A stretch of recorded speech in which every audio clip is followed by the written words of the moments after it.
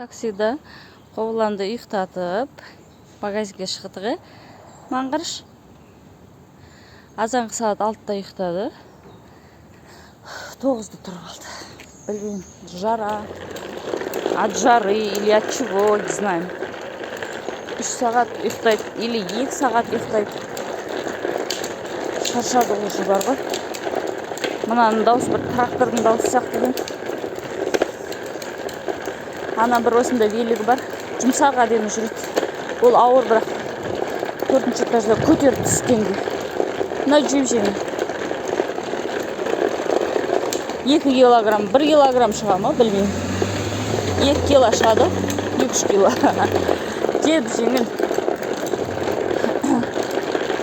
Сол алып біраз айландырамыз, шаршайды.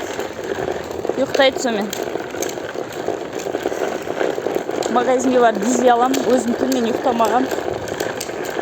Азанда бұларды ұйықтатып, 6:30-дарда 1,5 сағат тренировка істегем. Енді жуынып ұйықтаймын ғой дегенім.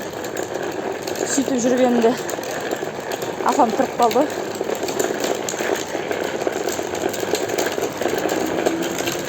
Енді бұл ұйықтатқан кезде қобыландырады, Құда қаласа. Сонымен 2-3 сағат ұйықтап алсақ қуанасың ғой. Солай.